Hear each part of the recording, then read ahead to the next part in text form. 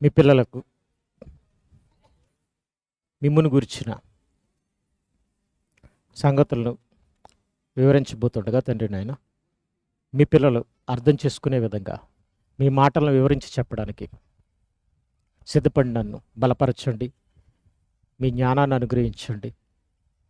మీ ఆత్మ సహాయం చేత నేను మీ పిల్లలు అర్థం చేసుకునే విధంగా మీ మాటల్ని సవివరంగా మీ పిల్లలకు బోధించడానికి మీ కృపలో బలపరచమని నాయన వాక్యానికి అనుకూలమైన వాతావరణాన్ని పరిస్థితులను అనుగ్రహించమని యేసుక్రీస్తు ప్రభువారి ఉన్నతమైన నామములో ఈ ప్రార్థన సమర్పించి అడిగి వేడుకుంటున్నాం తండ్రి. ఆమేన్.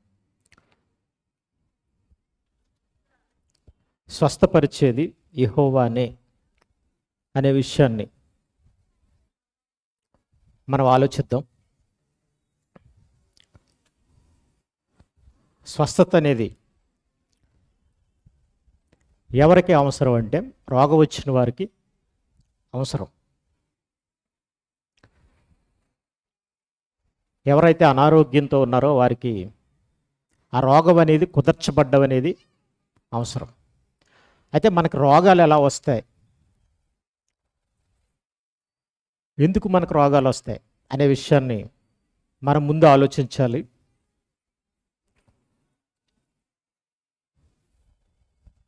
మనకి జన్యు సంబంధమైన అంటే తల్లిదండ్రుల నుండి కొన్ని రోగాలు సంక్రమిస్తాయి.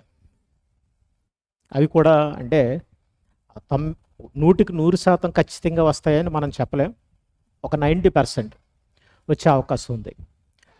అలాగే మనకి ఈ గాలిలోను, మనం తినే తిండిలోను, త్రాగే నీరులోను ఉండే వైరస్లు కానివ్వండి, బ్యాక్టీరియాస్ కానివ్వండి, అంటే రోగకారక క్రిముల వలన మనకు రోగాలు అనేవి వస్తాయి. మనం తీసుకునే ఆహారంలో సరైన సమతుల్యమైన ఆహారాన్ని తీసుకోకపోతే,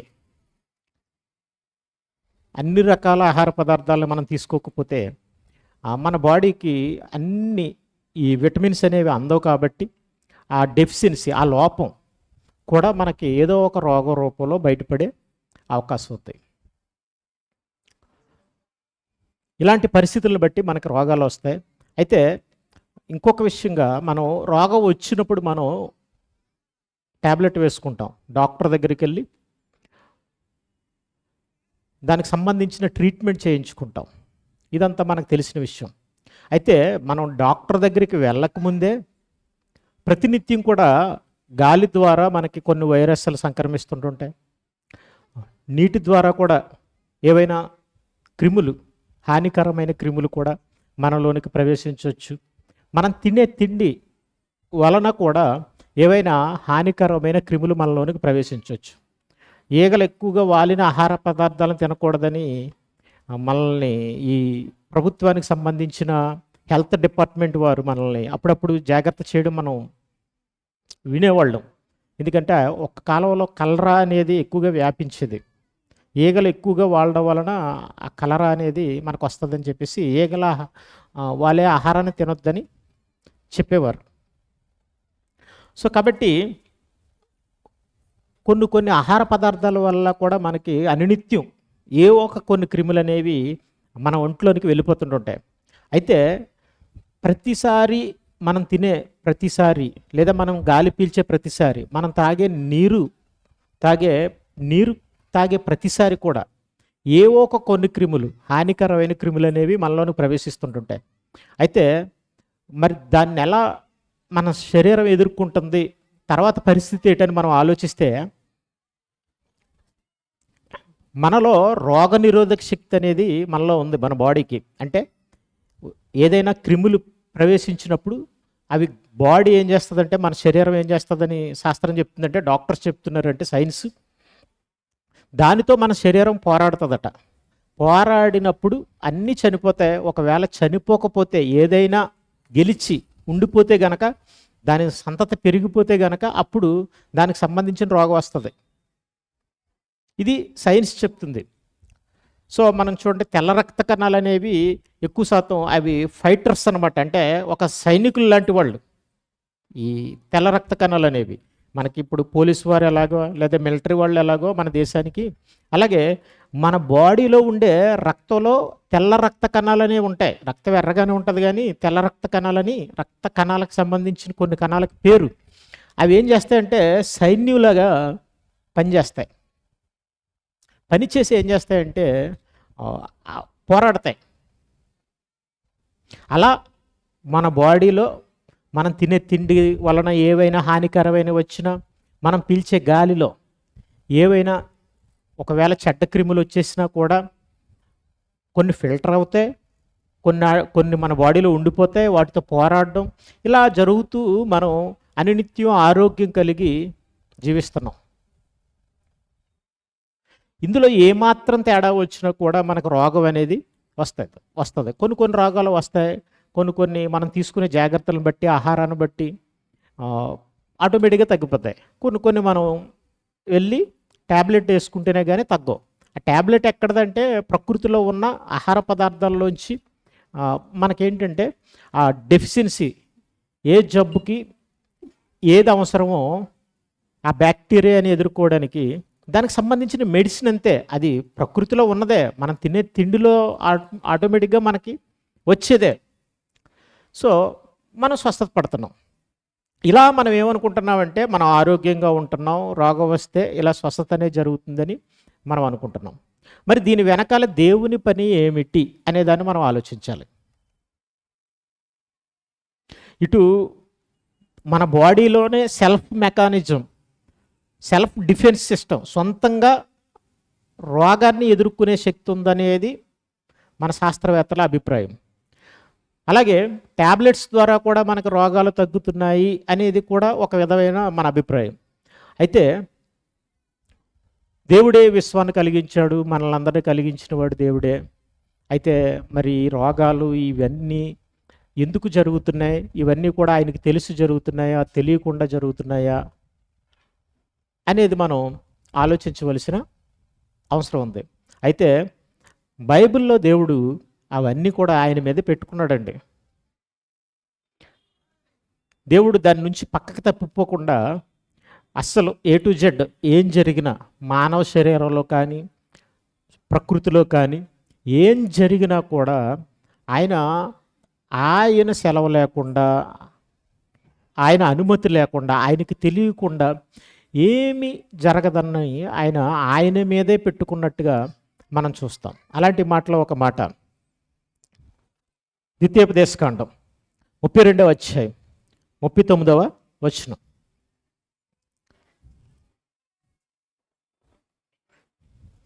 ద్వితీయోపదేశకాండం 32వ అధ్యాయం 39వ వచనం.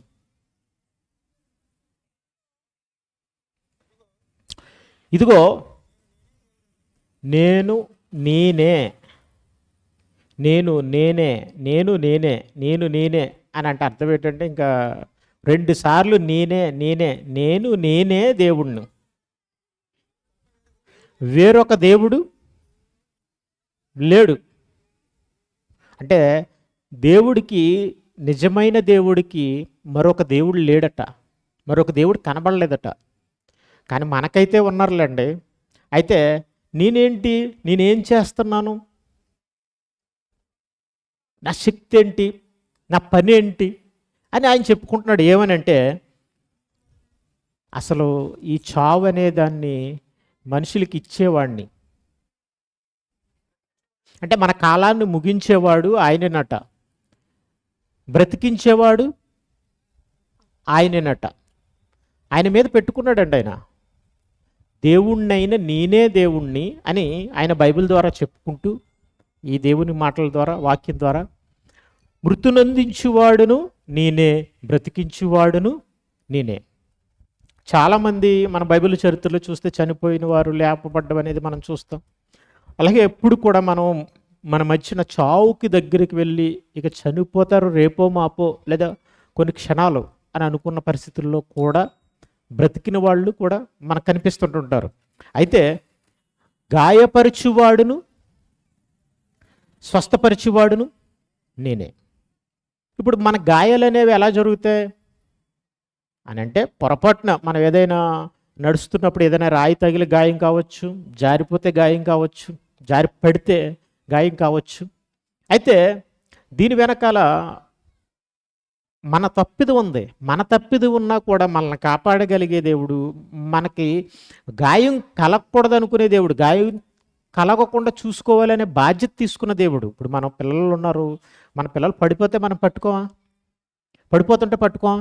జారిపోతుంటే పట్టుకోమా? మనకు అందుబాటులో ఉంటే తప్పనిసరి పట్టుకుంటాం. అలా వెళ్ళిపోతున్నాడు అనుకోండి, రోడ్డు మీద మనం పిల్లోని తీసుకుని అలా వెళ్ళిపోతున్నప్పుడు పొరపాటున వాడు స్కూటర్కి ఎదురుగానో వెళ్ళిపోతున్నాడు అనుకోండి, గుద్దేస్తున్నాడు అనుకోండి, మనం ఏం చేస్తాం? లాగేస్తాం కదా. మన పరిధిలో మనం చేయగలిగినప్పుడు ఎప్పుడైనా సరే మనం ఎవరినైనా ప్రమాదంలోనికి వెళ్ళిపోతున్నప్పుడు వాళ్ళని కాపాడడానికి మనం ఏం చేస్తాం? ప్రయత్నం చేస్తాం. మరి దేవుడికి మనం అందరం అందుబాటులో ఉండేవాళ్ళమే. కానీ ఆయన ఏం చేస్తున్నాడంటే, గాయపరచువాడును స్వస్థపరచువాడును నేనే అని చెప్పాడు ఆయన. ఎందుకు నేనే నేనే నేనే అని చెప్పుకున్నాడు? అది ఎలాంటి గాయమైనా, లోపలైనా లేదా బయటైనా, జారిపడినా, ఎలాంటి గాయమైనా కూడా దాని వెనకాల నేను ఉన్నాను అని అంటున్నాడు ఆయన. ఇప్పుడు మనకెందుకు ఈ చావు అనేది ఎందుకని అంటే, మనకు చావు అనేది ఎందుకు దేవుడిచ్చాడని అంటే, ఈ భూమి మీద జీవితం శాశ్వతం కాదు అని మనం తెలుసుకోవడానికి. ఈ భూమి మీద జీవితాన్ని ముగించుకుని ఆయన దగ్గరకు మనం వచ్చేయాలన్నది ఆయన కోరిక, ఆయన సంకల్పం. ఇకపోతే ఈ గాయాలు, ఈ రోగాలు అనేవి మనకి ఎందుకంటే ఒక ఇంటిమేషన్ లాంటివి, ఒక వార్నింగ్ లాంటిది. ఈ శరీర జీవితం అనేది ఎంత అల్పమైందో, ఈ శరీరం ఎంత బలహీనమైందో.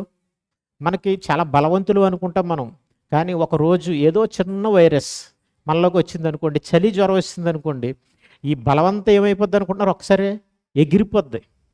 నాకేంటి, నేను పెద్ద బలవంతుని, నేను తోపుని అని అనుకున్నవాడు ఎవరికైనా ఒక్కసారి చలి జ్వరం వచ్చింది అనుకోండి, ఏం చేస్తాడు? మూలుగుతూ మంచం మీద ఉంటాడు. వెరీ సింపుల్ అండి, చాలా. అప్పుడు మనకు అనిపిస్తుంది, నేను బలవంతుడినే విర్రవీగేవాడికి ఎవరికైనా ఎప్పుడైతే చలి జ్వరం వచ్చిందన్నో అప్పుడు ఏమవుతాడంటే వాడు, అమ్మ బాబాయ్ నేను చాలా బలహీన, నా పనీటిలాగే అయిపోయింది అనిపిస్తుంది మనసులో. కానీ మళ్ళీ మనిషికి అనిపిస్తుంది, మళ్ళీ అది తగ్గిపోయి 2 రోజులు 3 రోజులు అయ్యేటప్పటికి మళ్ళీ నార్మల్ అయ్యేటప్పటికి మళ్ళీ నార్మల్ అయిపోతుంటాడు. సో కాబట్టి దేవుడు ఏంటంటే, మనిషిలో గర్వం వచ్చినప్పుడు మనిషి బుద్ధి తెచ్చుకోవడానికి, అలాగే ఈ శరీరం ఎంత అల్పమైందో, ఎలాంటిదో ఈ శరీర జీవితం తెలియపరచడానికి ఇవన్నీ జరిగిస్తాడండి ఆయన. ఇవన్నీ ఉన్నాయి, ఇవన్నీ ఉండాలి. మనం కూడా మన పిల్లలకి సైకిల్ నేర్పించేటప్పుడు, నడక నేర్పించేటప్పుడు మనం ఏం చేస్తామంటే, అప్పుడప్పుడు వాడిని వదులుతుంటుంటాం. పడితే పడినాయి పట్టుకోవడానికి ప్రయత్నం చేస్తాం. ఒకవేళ పొరపాటున పడిపోయినా పర్వాలేదు, వాడికి తెలుస్తుంది. ఎందుకంటే సైకిల్ నేర్చుకునేటప్పుడు అందరూ ఒక మాట అనేవారు, దెబ్బ తగిలితే కానీ సైకిల్ రాదు. అలాగని మనం ఏమన్నా కావాలని పడిపోతావా? పడిపోలేము. పడిపోతే వచ్చేద్దేటండి సైకిల్. ఒకసారి సైకిల్ తొక్కేటప్పుడు సైకిల్ని అక్కడేటి కింద పడిపోదాం, వచ్చేద్దంటరా. నేను అనుకునేవాడిని దెబ్బ తగిలితే కానీ రాదు అనగానే ఎప్పుడైనా సరే దెబ్బ తగలకుండా నేర్చుకోవాలనుకునేవాడిని నేను. తప్పదు, పడిపోతాం కూడా. సో ఎందుకంటే దెబ్బ మనల్ని ఏం చేస్తుంది అనుకుంటున్నారు? మనం చెప్పేది, అవతల వ్యక్తి చెప్పేది కానీ మనం అర్థం చేసుకోండి, అది ఎక్స్పీరియన్స్ అయిన వాళ్ళకి తెలుస్తుంది ఏదైనా కూడా. అప్పుడు మనం ఏం చేస్తామంటే, ఎప్పుడైతే మనకి దెబ్బ తగిలిందో మనకు బాగా బుర్రకి గొప్ప కడుతుంది అనమాట, ఒక మాటలో చెప్పాలంటే. అప్పుడు మనం ఏం చేస్తామంటే బుద్ధి వస్తుంది, హెచ్చరిక వస్తుంది మనకే. అప్పుడు అమ్మో నేను ఇలా చేయడం వల్ల నాకు దెబ్బ తగిలింది కదా అని, అలా నేను చేయకుండా తప్పు చేయకూడదు అనే ఒక జాగ్రత్త మనం తీసుకుంటాం. సో కాబట్టి అందుకనే పిల్లలకి కొన్ని కష్టం పడినా, కొన్ని ప్రమాదం, చిన్న దెబ్బలు తగులుతాయి అన్నా కూడా మనం ఏం చేస్తామంటే అలవాటు అవుతుంది. అందుకని పనులు నేర్పిస్తాం మనం. వాడు పెద్దవాడప్పుడు వాడి కాళ్ళ మీద వాడు నిలబడాలంటే, పని చేయాలంటే చిన్నప్పటి నుంచి వాడికి పని అనేది అలవాటు చేయాలి. ఆడపిల్లకైతే వంట చేయడానికి దానికి సంబంధించిన పనులు చేయిస్తాం, చిన్న పనులు. మగ పిల్లలకైతే వాళ్ళు మనం ఏదైతే వృత్తి వాడికి ఉండాలనుకుంటున్నామో అలాంటి వృత్తికి సంబంధించిన పనులు మనం చేస్తాం. అందులో బాధ, ఇబ్బందులు, కష్టాలు ఉంటాయి. సో అలాగే దేవుడు కూడా మరి ఆయన పిల్లలుగా ఒక మంచి బుద్ధితో, మంచి మనస్సుతో మనం అక్కడికి రావాలని అనుకున్నాడు కాబట్టి ఆయన ఏం చేస్తున్నాడంటే ఇవన్నీ జరిగిస్తున్నాడు. ఇవన్నీ జరిగిస్తాడు. దానికి ఒక మాట ఉంది. ఇవన్నీ కూడా మనకి భూమి మీద ఈ రోగాలు కానివ్వండి, కష్టాలు కానివ్వండి, శ్రమలు కానివ్వండి, ఇబ్బందులు కానివ్వండి, ఇవన్నీ కూడా మనకి అభ్యాసం కలగడానికి, మరలా ఆయన యందు భయభక్తులు కలిగి ఉండడానికి ఆయన సమస్త క్రియల్ని జరిగిస్తున్నాడని మనం దేవుని మాటలను చూస్తే మనకు అర్థమవుతుంది. ఎఫెసీయులకు రాసిన పత్రిక 1వ అధ్యాయం 12వ వచనం.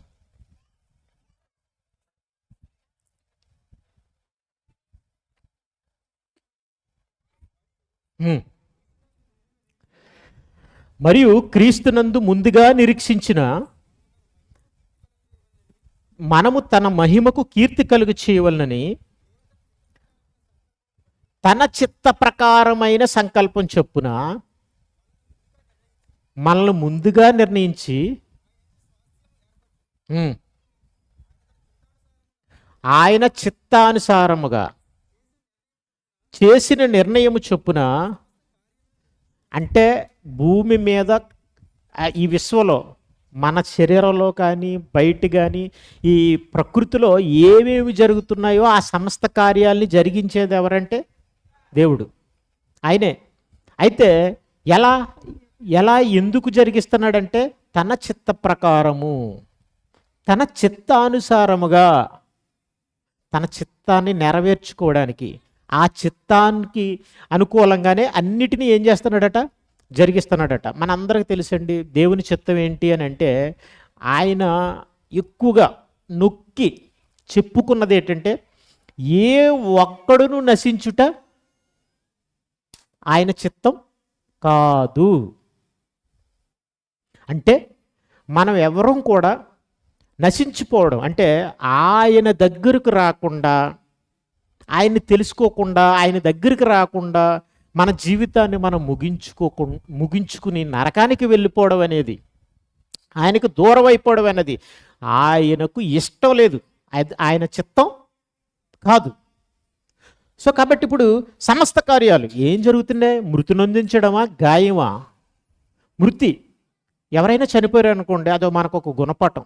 ఎందుకంటే చనిపోయిన విందు జరుగుచున్న ఇంటికి పోవుట కంటే ప్రలాపించుచున్న వారి ఇంటికి, అనగా చనిపోయిన వారి ఇంటి దగ్గర ప్రలాపం అనేది ఉంటుంది. ఎక్కువ ప్రలాపం మనకు అక్కడే కనిపిస్తుంది. మేలు ఆనందం, ఎందుకంటే బ్రతుకువారు మరణమును మనస్సున ఉంచుదురు గనుక అని అన్నాడు. మనకైతే విందు జరుగుచున్న ఇంటికి వెళ్ళడం మనకిష్టం, కానీ దేవుడికైతే మరణించిన వారి ఇంటికి వెళ్ళడం ఇష్టం. ఎందుకంటే విందు జరుగుతున్న ఇంటికి వెళ్తే ఫుడ్ కోసం ఆలోచిస్తాం, కానీ చనిపోయిన వారి ఇంటికి వెళ్తే మనం ఏం చేస్తాం తెలుసండి? చావు భయం అనేది మనలో ఉంటుంది. ఏం ఉండకూడదని అంటే ఉండాలండి, మనిషికి చావు భయం అనేది ఉండాలి. ఎందుకంటే చావు అనేది ఎవరికైనా ఏ క్షణమైనా రావచ్చు. అయితే ఈ క్షణాన చనిపోతే నువ్వు ఏమిటి, నీకు దేవునికి ఉన్న సంబంధం ఏమిటి, అది ఉంటుందా ఉండదా? మరి దేవుడు నిన్ను ఇష్టపడతాడా, ఇష్టపడ్డా అని ఆలోచించుకోవాల్సిన అవసరం ఉంది కదండి మరి. ఎందుకంటే మనం ఇప్పుడున్న మనిషి భక్తి ఎలా ఉందంటే, దేవుడిని నమ్మే భక్తి ఎలా ఉందంటే, ఎవరికి నచ్చిన దాన్ని వారు చేస్తున్నారు, దేవుడు అనుకుంటున్నారు, ఇది కామన్. అయితే అందులో కూడా ఎవరికి తోచిన భక్తి వాళ్ళు చేస్తున్నారు. దేవునికి ఇష్టమైనట్టుగా భయభక్తులు కలిగి ఉంటున్నారని అంటే ఇదొక పెద్ద ప్రశ్న. దేవుడు అంటే క్రైస్తవులకైతే ఆదివారమే గుర్తుకొస్తాడు ఎక్కువ శాతం, లేదా ప్రపంచానికి అందరికీ కూడా ఎప్పుడు గుర్తుకొస్తాడంటే క్రైస్తవులైనా, హైందువులైనా, ముస్లింలైనా ఎప్పుడైనా రోగం వచ్చినప్పుడు, ఇబ్బంది వచ్చినప్పుడు. మరి సంతోషం ఉన్నప్పుడు, నీ దగ్గర డబ్బు ఉన్నప్పుడు, నీకు బలం ఉన్నప్పుడు దేవుడు గుర్తుకు రాలేదైతే నువ్వేం చేస్తావు చెప్పండి? నీకు డబ్బు ఉన్నప్పుడు దేవుడు గుర్తుకు రాకపోతే ఏం చేస్తావు తెలుసా? ప్యాకెట్ ఆడదామా, లేకపోతే బ్రాందీ తాగుదామా, లేకపోతే దాంతో ఎలా సుఖపడదామా అని ఆలోచిస్తావు. మరి అప్పుడు అది దేవునికి ఇష్టమైన కార్యం చెప్పండి? చెయ్యాల్సిన పనులన్నీ చేసేసి ఎప్పుడో నచ్చినప్పుడు ఒకసారి వెళ్ళడం, దేవుడి దగ్గరికి వెళ్ళడం, లేదా దేవుడికి ఒక నమస్కారం పాడేయడం, ఇదే కదండి మనం చేసేది.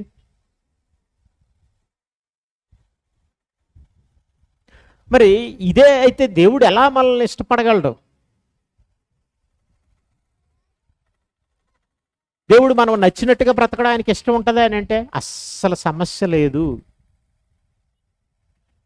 దేవుడు మనకు నచ్చినట్టుగా బ్రతకడం ఆయనకి ఇష్టం లేదు. అంతెందుకండి, మన పిల్లలు వాడు నచ్చినట్టుగా ఆట ఆడుకుంటూ, నచ్చిన ఆట ఆడుకుంటూ చెడిపోతున్నాడు అనుకోండి, వచ్చి మనం పెట్టే ఫుడ్ తినేస్తున్నాడు, బాగానే తినేస్తున్నాడు, కానీ చెప్పినట్టు చదువుకుంటలేదు, ఊరి మీద బలాదూరుగా తిరుగుతున్నాడు. అప్పుడు మీరు ఏం చేస్తారు? ఇష్టపడతారా? అమ్మో నాన్న అమ్మ అని అంటూ ఏదో వినయం, అతి వినయం నటిస్తున్నాడు అనుకోండి, ఇష్టపడతాం మనం? ఇష్టపడం. మనమే ఇష్టపడం. మరి దేవుడు ఎందుకు ఇష్టపడాలి? ఎందుకు మనం మార్చుకోకూడదు? ఒకసారి మీరు ఆలోచించండి. ఎందుకు దేవుడు మనం ఎలా ఉంటే ఇష్టపడతాడని ఎందుకు ఆలోచించకూడదు మనం? కానీ సమాజం అలా ఆలోచించదు. ఎందుకంటే నేను క్రైస్తవుని కాకముందు నేను అలా ఆలోచించలేదు. అసలు దేవుడికి నేను ఎలా ఉంటే ఇష్టం అనేదాన్ని నేను ఆలోచించలేదు. ఇది నా జీవితంలో ప్రశ్నే కాదు, అలాంటి ఆలోచనకు ఆస్కారమే లేదు. కాబట్టి దేవుని వాక్యం కానీ, దేవుని మాట కానీ మనం తెలుసుకున్నప్పుడు, దేవుణ్ణి గురించి మనం ఆలోచించినప్పుడు మనకు నచ్చినట్టుగా బ్రతకడానికే మనం చూస్తాం. కాబట్టి దేవుడు ప్రతి మనిషిని ఏదో ఒకలా ఆలోచింప చేయాలి, ఏదో ఒకలా ఆయన వైపు తిప్పుకోవాలని, ఆయన చిత్తానుసారంగా సమస్త క్రియలను ఆయన ఏం చేస్తాడు అనుకుంటున్నారు? జరిగించుచున్నాడు. సో మీరు ఏ పని అయినా కూడా దాని వెనకాల రీజన్ ఒక్కటే. నీకు లాభం జరిగిందా, నీకు కష్టం జరిగిందా, నీకు రోగం వచ్చిందా, నీకు ప్రమాదం జరిగిందా, ఏదైనా కూడా అది ఆయన చిత్తానుసారంగానే జరిగించాడు. ఎందుకంటే నువ్వు పరలోకం రావడానికి ఒక అనుకూలంగా ఒక చాయిస్ తీసుకున్నాడు ఆయన. చెప్పండి మీరు, మీ ఇప్పుడు తల్లిదండ్రులుగా మనకు అన్నం వండి పెట్టి మనకు ముద్ద పెట్టడానికి తల్లిదండ్రులకు హక్కు లేదంటారా? మనకు బట్టలు కొనడానికి, మనకి ఆస్తి సంపాదించడానికి, మనకి ఇల్లు ఇవ్వడానికి తల్లిదండ్రులకి హక్కు ఉందా లేదా చెప్పండి? మనం నచ్చినట్టుగా డబ్బులు ఖర్చు పెట్టేస్తుంటుంటాం, కానీ వాళ్ళు అలా ఖర్చు పెట్టరు. చిన్నప్పుడు అండి మనం అడిగిందల్లా ఇచ్చేయాలనుకుంటాం, వాళ్ళు ఇవ్వరు.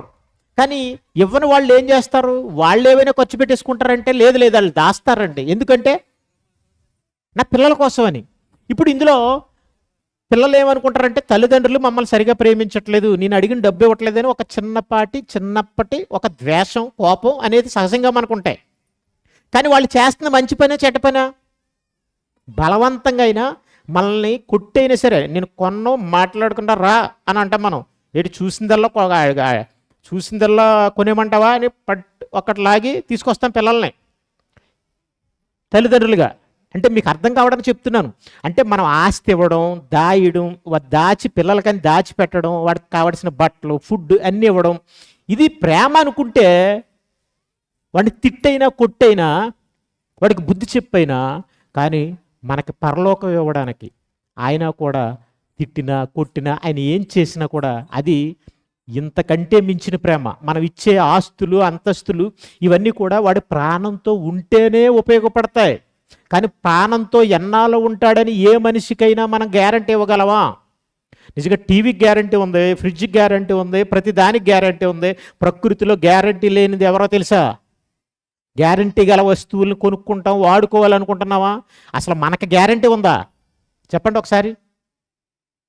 ఇవ్వలేదు దేవుడు.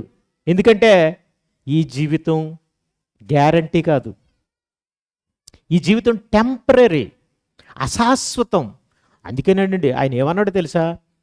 మీ జీవము ఏ పాటిది? ఆయన అడిగాడండి. మనమైతే నా జీవం ఏ పాటిది అని మనం ఆలోచించుకుంటావా? ఈ బుద్ధి, ఈ జ్ఞానం, ఈ స్పృహ అసలు మనిషికి లేదండి. ఈ స్పృహ ఉంటే అయ్యో నా జీవం చాలా అల్పమైంది, కానీ నేను బ్రతుకుతున్నానే, ఇలా బ్రతుకుతున్నానే. ఎందుకంటే ఏ చిన్న సూక్ష్మక్రిమి వస్తే చచ్చిపోవచ్చు మనం. మనకు తెలుసు కదండి, కరోనా వచ్చి కలకలం సృష్టించేసింది. అసలు మనం బ్రతుకున్నంతకాలం కరోనాను మర్చిపోలేమండి, ఎందుకంటే ఎంతోమందిని ఊడ్చుకెళ్ళిపోయింది. అసలు ఎందుకంటే కరోనా ఒక పెద్ద సవాల్. టెక్నాలజీ ప్రకారంగా ప్రపంచ దేశాలు చాలా అభివృద్ధి చెందాయి. టెక్నాలజీ ప్రకారంగా గుండెను తీసి ఇంకో గుండెని అమరుస్తున్నారు ఇంకొక వ్యక్తికి. వైద్యం అనేది చాలా అభివృద్ధి చెందింది.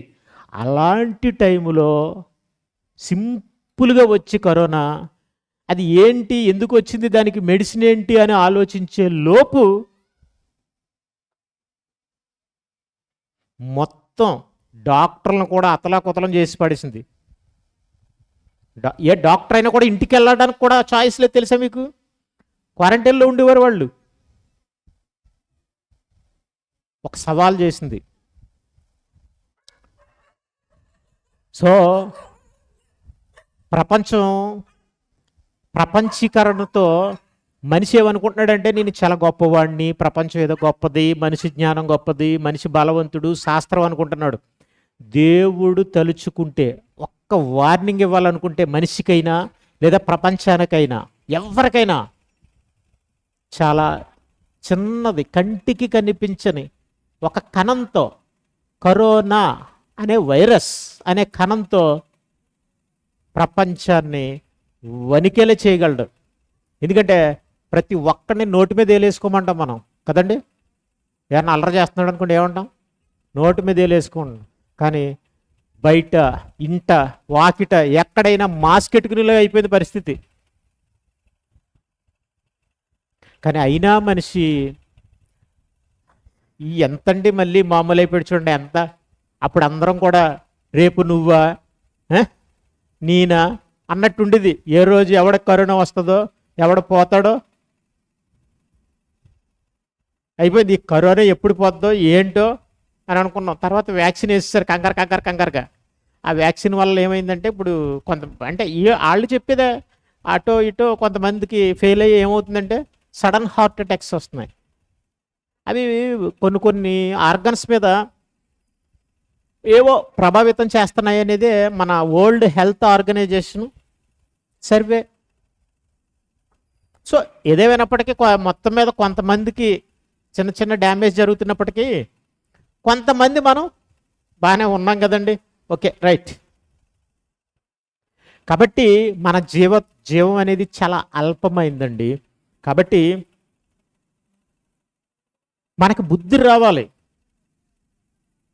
వెళ్ళిపోయే జీవితం, ఈ ప్రపంచాన్ని విడిచిపెట్టేవలసిన వాళ్ళు ఈ ప్రపంచాన్ని విడిచిపెట్టిన తర్వాత ఏమిటి, ఈ ప్రపంచం విడిచిపెట్టిన తర్వాత దేవునికి నాకు ఉన్న సంబంధం ఏమిటి, దేవునితో నేను బంధం కలిగి ఉండాలని అంటే భూమి మీద నేను ఎలాంటి జీవితం కలిగి ఉండాలి, ఎలాంటి ఆలోచనలు కలిగి ఉండాలి అని ఆలోచించుకోవలసిన అవసరం ప్రతి మనిషికి ఉంది. అందుకనే మనిషిని ఆలోచింప చేయడానికే నిజంగా ఎవ్వరు బైబిల్ని పట్టుకోవడానికి, బైబిల్ని చదవడానికి కానీ వినడానికి కానీ ఇష్టపడరు. కానీ ఇక్కడున్న కొంతమంది అయినా వినడానికి ఇష్టపడ్డారని అంటే ఇగో ఇలాంటి ఏవో జరగడం బట్టి, కొంచెం బుద్ధి రావడం బట్టి, అప్పుడు దేవుని మాటలు చెప్తే మనకేమైనా ఇబ్బంది ఉంది, రోగం ఉందనుకోండి, ఎలాగో చర్చికి వెళ్తావు, ఇలాగే ఏదో పాస్టర్ దగ్గర కూర్చుంటావు. ఆ పాస్టర్ ప్రార్థనే కాదు కదా, 4 ముక్కలన్నా చెప్తాడు. అప్పుడు ఏమవుతాయి, కొంచెం సైలెంట్గా కూర్చుని వింటావు. అప్పుడు ఏదో కొన్ని మాటలు తలకెక్కితే అలా అలా అలా అలా ఇవి ఇలా కూర్చుని ఇలా ఉన్నాం. లేకపోతే ఇలా కూర్చోకుండా ఎక్కడ కూర్చుంటాం? ఎక్కడ ఉంచుంటాం? టీవీ దగ్గర కూర్చుంటాం. ఏదో మా ఇంటి గోల, ఆ ఇంటి గోల, పక్కింటి గోల ఉన్నాయి కదండి. ఏదో వంటలకు కట్ట ఆ ప్రోగ్రామ్ ఏదో అవ్వట్లేదంట, ఇలాంటి ఏదో గోల దగ్గర కూర్చుంటాం. అబ్బబ్బబ్బబ్బా, ఆ నాటికలేటండి, అత్త కోళ్ళు, అసలు లేడీ విలన్స్ అండి, ఎంత భయంకరమైన విలన్స్ ఉంటారంటే, అంటే లేడీస్లో కూడా ఇంత విలన్స్ ఉంటారంటే ఉంటారనమాట అవండి. సో అలాంటి దగ్గర కూర్చుంటాం. ఇది మన పరిస్థితి. కానీ అలాంటి వాళ్ళని ఇలా మార్చిందని అంటే దాని వెనకాల దేవుని పని. దేవుడు మనిషికి ఏదో ఒక విధంగా మనిషికి బుద్ధి చెప్తున్నాడు. ఇది మాత్రం మరి మర్చిపోకండి. బైబిల్ అండి ఒక వండర్ఫుల్ అంటే దేవుడు తన జ్ఞానాన్ని ప్రతి ప్రశ్నకు, మనలో వచ్చే ప్రతి ప్రశ్నకు సమాధానాలు రాయించాడు. అన్నాడండి, భూమి మీద మనకి ఏమైనా కలిగే ఇబ్బందులు ఉన్నాయా, కష్టాలు ఉన్నాయా, కానీ వాటి అంది అభ్యాసం కలిగి ఉంటేనట నీతి సమాధానం అనే ఫలాన్ని ఇస్తాయని బైబిల్ చెప్తుంది. ఈ మన జీవితంలో జరిగే ప్రతిదాన్ని మనం జాగ్రత్తగా ఆలోచిస్తే మనం చాలా కుదుట పడిపోతామండి. బాగానే ఉంటాం, దేవునితో కూడా సమాధానం పడగలం, దేవుణ్ణి అర్థం చేసుకోగలం. సో కాబట్టి ఆయన చిత్తానుసారంగా సమస్తమును జరిగించుచున్నాడు. ఇప్పుడు మీరు రోగాలు అంటున్నారా, ఇవన్నీ అంటున్నారా, ఈ వైరస్లు వస్తే ఇమ్యూనిటీ, తెల్ల రక్త కణాలు ఎర్ర రక్త కణాలతో పోరాడి ఇవన్నీ ఉన్నాయంటున్నారా, వీటన్నిటి వెనకాల కూడా దేవుడే ఉన్నాడు, దేవుడే చేయిస్తున్నాడు. మనం అనుకుంటాం రోగం వచ్చిన తర్వాత తగ్గడితేనే దేవుడు నన్ను స్వస్థపరుస్తున్నాడు అనేది చాలామంది ఆలోచన, కానీ అది తప్పండి. బైబిల్ ప్రకారంగా అది సహజంగా మన వాడుకలో అది కరెక్టేనేమో కానండి, బైబిల్ ప్రకారంగా ఆలోచిస్తే అసలు రోగం రాకుండా మనలో వైరస్లు వచ్చినా, ఎలాంటి బ్యాక్టీరియా హానికరమైన క్రిములు లోపలికి వచ్చినా వాటన్నిటిని బాడీ ఎదుర్కొంటుంది, వాటితో ఫైట్ చేస్తుంది అని మన శాస్త్రవేత్తలు ఆలోచిస్తున్నారు. చూసారా, అదంతా జరిగించేది ఎవరు అనుకుంటున్నారు? దేవుడు. ఎందుకు నేను ఇలా చెప్తున్నానంటే దానికి బైబిల్లో ఎవిడెన్స్ ఉంది. మనం పైన ఆలోచిస్తే దేవుడు ఒకలా అర్థమవుతాడు, ఇంకా లోతుగా ఆలోచిస్తే మనకెందుకంటే డాక్టర్లు, ఈ శాస్త్రవేత్తలు పరిశీలన చేశారు, ఇవన్నీ చెప్పారు. లోతుగా ఆలోచిస్తుంటుంటే మనకి మన బాడీలోనే సెల్ఫ్ డిఫెన్స్ సిస్టమ్ ఉందా అని వాళ్ళకి అర్థమవుతుంది. ఏంటి బాడీ? అక్కడికి వెళ్ళిన తర్వాత మనం దేవుడిని ఏం పట్టించుకోకుండా చదువుకుని ఇంత నాలెడ్జ్ తెలుసుకుంటున్న తర్వాత వాళ్ళకి కూడా ఏమనిపిస్తుంది తెలుసా? ఆశ్చర్యం అనిపిస్తుంది. అందుకనే డాక్టర్లు కూడానండి, పెద్ద డాక్టరే పలానా ఊరి నుంచి వచ్చాడు, పెద్ద డాక్టర్ బాగా చదివేశాడు అంటాం, 100% గ్యారంటీ ఇవ్వగలడా ఆపరేషన్ చేసి సక్సెస్ చేయగలనని? చెప్పండి. ఏ డాక్టరు గ్యారంటీ ఇవ్వలేడు. కారణం ఏంటి చెప్పమంటారా? ముందు సంతకం పెట్టించుకోకుండా చేయమనండి ఆపరేషన్. ఏ ఆపరేషన్ అయినా సరే, ఏ చిన్న ఆపరేషన్ అయినా సరే ఏం చేస్తారో తెలుసా? ముందు సంతకం పెట్టించుకుంటారు సమీప బంధువులతో. ఎందుకో తెలుసా? ఏ విధంగానైనా అది వికటించి పైకి పోవచ్చు. పోని అక్కడితో అయిపోయిందా? ఆ ఆపరేషన్ అంతా సక్సెస్ అండి. ఆ పైవాని దయ అంతేనండి. తెలుసా, మనం ఎప్పుడైతే క్షుణ్ణంగా ఆలోచిస్తామో అప్పుడు మనకి దేవుడు ఇంకా బాగా అర్థమవుతాడు. అందుకనే ఏ కోణంలో మీరు తీసుకున్న దేవుడు మనిషికి ఇంకా ఇంకా ఇంకా బాగా ఆలోచిస్తే ఇంకా అర్థమవుతాడు. దానికోసం బైబిల్ ఏం చెప్తుందో తెలుసండి, మన ఒంటిలో జరుగుతున్నవన్నీ కూడా చేస్తుంది కూడా దేవుడే. ఎలా ఉందంటే, ఎక్కడ ఉందంటే వాక్యం చూడండి, కొరింథీయులకు రాసిన మొదటి పత్రిక 12వ అధ్యాయం 6వ వచనం.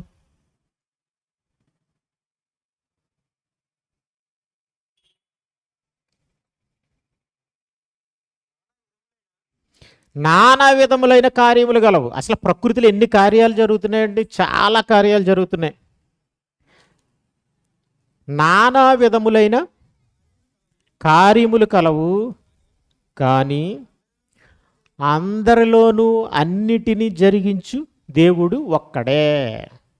అవి మనలో జరిగే కార్యాలా, ఈ ప్రకృతిలో జరిగే కార్యాలా? అవి నానా విధాలుగా ఉన్నాయా? అందరిలోనూ అన్నిటినీ జరిగించు దేవుడు ఒక్కడే. నక్షత్రాలు ఉన్నాయండి, కోటాన కోట్ల నక్షత్రాలు. మనం వాటిని దూరం నుంచి చూస్తే, వాటన్నిటిని మొత్తాన్ని ఏకంగా చూస్తే అవి ఒక రంగురంగుల పెయింట్లా కనిపిస్తాయి. అన్ని నక్షత్రాలు ఉన్నాయి. సో వాటిని మనం లెక్క పెట్టలేం శాస్త్రవేత్తలు ఇప్పటికి కూడా. కానీ అవన్నిటిని కూడా ఆయన కనుసనలో ఆయన ఉన్నాయని, వాటన్నిటికి పేర్లు పెట్టి పిలుస్తున్నాడని బైబిల్ చెప్తుంది.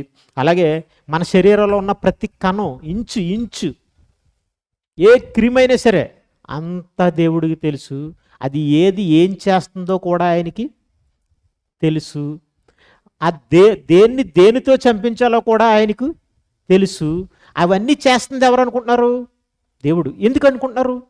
ఎందుకు చేస్తున్నాడు అలాగా? అంత క్రిటికల్గా ఎందుకంటే చేసుకుంటున్నాడు, అంత క్రిటికల్గా ఎందుకంటే పనిచేస్తున్నాడు అనిపించాలి. ఎందుకో తెలుసా? ఆయన శక్తి మనకు తెలియాలి, ఆయన టెక్నాలజీ మనకు అర్థం కావాలి, ఆయన జ్ఞానం ఎలాంటిదో మనిషికి అర్థం కావాలి. నెక్స్ట్ మన మీద ఆయనకున్న ప్రేమ ఏంటి, మనతో ఉండాలనుకుంటున్నాడు ఆయన. ఆయన ఎలాంటి వాడు తెలుసండి? మనకు దూరముగా ఉండేవాడు కాదు, మనతో ఎప్పుడు పని చేయాలి. మన కోసం ఇంత పని చేస్తున్నాడా, మనల్ని ఇంతలా కాపాడుతున్నాడా. నిన్ను కాపాడేవాడు కొనకడు, నిద్రపోడు. ఎలా? ఏంటండి, మనం పడుకుంటూ కూడా కాపాడతాడా ఆయన? అంటే కాపాడాలి. ఎందుకంటే అందరికీ జీవమును ఊపిరిని నువ్వనుకుంటున్నావు. నిజంగా మీరు చెప్పండి, మీరు రెస్ట్ తీసుకుంటున్నారు, గుండె రెస్ట్ తీసుకుంటుందా? ఈ ముక్కు రెస్ట్ తీసుకుంటుందా? ఊపిరితిత్తులు రెస్ట్ తీసుకుంటున్నాయా? అవి పని చేస్తున్నా లేదో మనకు తెలియదు, కానీ పని చేస్తున్నాయి. ఎలా? పని చేయిస్తున్నాడు ఆయన. చేస్తాడంటే చేస్తాడండి. అంత ప్రతి మనిషి విషయంలో కూడా చేయగలడంటే చేయగలడండి. ఎందుకంటే ఆయన అంత శక్తిమంతుడు. మన విషయంలో ప్రతి ఒక్కరి విషయంలో ఆయన జాగ్రత్త తీసుకుంటున్నాడు. ప్రతి ఒక్కరి విషయంలో ప్రతి నిత్యం కూడా దేవుడు పని చేస్తాడు. అది ఆయన ప్రేమ. మనకి ఆయన అర్థం కావాలని, మనం ఆయన గ్రహించాలని, ఇది లోతుగా ఆలోచిస్తేనే మనకు అర్థమయ్యే విషయం. కాబట్టి అంటున్నాడు, ఏమంటున్నాడు అనుకుంటున్నారు? కానీ అందరిలోనూ అన్నిటినీ జరిగించు దేవుడు ఒక్కడే. అందరిలో, ప్రతి ఒక్కరిలో, లోపల జరుగుతుందా బయట జరుగుతుందా, నానా విధమైన కార్యములు కలవు. సో కాబట్టి ఇప్పుడు బైబిల్ ప్రకారంగా మనం ఆలోచిస్తే, రోగం వచ్చిన తర్వాత రోగం తగ్గితే అందరూ ఏమంటారు తెలుసా? దేవుడు నన్ను స్వస్థపరిచాడు అంటాడు. మరి రోగం రాకుండా, నీకు తెలియకుండా, నీ లోపలికి నువ్వు ఏదో అడ్డమైన గడ్డి తినేస్తే, జాగ్రత్త పడకపోతే, దాని నుంచి నిన్ను కాపాడాడు చూసారా, దాన్ని ఏమంటారు? దాన్ని ప్రపంచం గుర్తించలేదు, కానీ దేవుడు చెప్పుకున్నాడు. అది కూడా స్వస్థపరచడమే. ఎన్ని రోగాలండి మనకున్న గాలిలో ఉంటాయి. అలాగే ఇప్పుడు చూడండి, ప్రపంచంలో కొన్ని నగరాల్లోనట గాలి నాణ్యత పడిపోయిందట. మన దేశంలో గాలి నాణ్యత బాగున్న ప్లేస్ అంటూ ఏదన్నా ఉందంటే కడప. బాగా చెడిపోయింది ఢిల్లీ గాలి. అక్కడ శ్వాసకోశ వ్యాధులు వస్తున్నాయి. అక్కడికి వెళ్ళి మీరు ఉన్నారనుకోండి, ఢిల్లీ వెళ్ళి, రాజధాని కదా అని, ఒక 5-10 సంవత్సరాల ముందు చచ్చిపోతారు. మన శరీరం అంత ఇబ్బంది పడుతుంట. తర్వాత బెంగళూరు, ఇలాంటి సిటీలు అండి, ఆల్మోస్ట్ మనది కూడా పొల్యూటెడ్ దాంట్లోనే ఉంది కొంచెం. సరే, రైట్. ఇప్పుడు చూడండి, రోగం రాకుండా మీకు తెలీదు, ఈ క్షణాన్ని కూడా కాపాడుతున్నాడు దేవుడు. ఈ లోపల ఈ క్షణం కూడా మన గాలి ద్వారానో, మనం ఏదో తిన్నదో ఏదో ఉంటుంది చూసారా, దానికి సంబంధించిందని నిత్యం జరుగుతుంటుంది. ఇది ఇలా చేసి స్వస్థపరుస్తున్నాడు మనం రోగం రాకుండా. ఆ లోపల ఉన్న రోగాన్ని చంపుతున్నాడు దేవుడు. అది మీరు అర్థం చేసుకోవాలి. ఒకసారి చూడండి, నిర్గమకాండం 15:26 వచనం. అంటే నాకు తెలిసి అందరూ నిన్ను స్వస్థపరిచే యెహోవాని నేనంటే, రోగం వచ్చినప్పుడు రా ప్రార్థన చేస్తాను, రోగం వచ్చినప్పుడు ప్రార్థన చేసుకో, అప్పుడు స్వస్థపరుస్తాడు కదా, అందుకు చెప్పాడని అనుకుంటున్నారు. కాదండి. నీ లోపల నీకు రోగం వచ్చిందని నీకు తెలియక మునిపే, నీకు రోగం వచ్చే పరిస్థితి వచ్చిందని నీకు అర్థం కాక మునిపే, నిన్ను స్వస్థపరిచేవాడే యెహోవా. తెలుసా మీకు? ఇది బైబిల్ ప్రకారంగా బైబిల్ని అర్థం చేసుకుని నేర్చుకోవడం. ఒకసారి చూడండి, చూపిస్తాను. నిర్గమాకాండం 15:26 వచనం. మీ దేవుడైన యెహోవా, నీ దేవుడైన యెహోవా వాక్కును శ్రద్ధగా విని ఆయన దృష్టికి న్యాయమైనది చేసి ఆయన ఆజ్ఞలకు విధేయులై ఆయన కట్టడలన్నిటినీ అనుసరించి నడిచిన యెడల నేను ఐగుప్తులకు కలుగు చేసిన రోగములో ఏది మీకు రానియ్యను, నిన్ను స్వస్థపరిచే యెహోవాని నేనే. రోగం వచ్చిన తర్వాత తగ్గిస్తాను. ఐగుప్తులకు వచ్చిన ఏ రోగమైనా మీకు వచ్చిన తర్వాత తగ్గించేవాడిని నేనే అని అన్నాడా? రానియ్యను, నిన్ను స్వస్థపరిచే యెహోవాని నేను అన్నాడా? చదవండి. బైబిల్ చాలామంది చదివి చాలా ఒక విధంగా అర్థం చేసుకున్నారు మన వాళ్ళు, ఒక మోస పద్ధతిలో. బైబిల్ అనేది ఎలాంటిది అనుకుంటున్నారు? లోతుగా ఉందంటే సత్యమైంది. ఇప్పుడు టెక్నాలజీ ఎంత లోతుగా వెళ్ళిపోతే బైబిల్ అంత లోతుగా సమాధానం చెప్తుంది. బైబిల్ అక్కడ మాట్లాడుతుంది, అక్కడ కూడా మాట్లాడుతుంది. That is Bible, that is God, that is Jehovah. అంటే మన తండ్రి యెహోవా. ఒకసారి చూద్దాం, చూడండి, మళ్ళీ చదువుతున్నాం చూడండి. జాగ్రత్తగా ఆలోచించండి.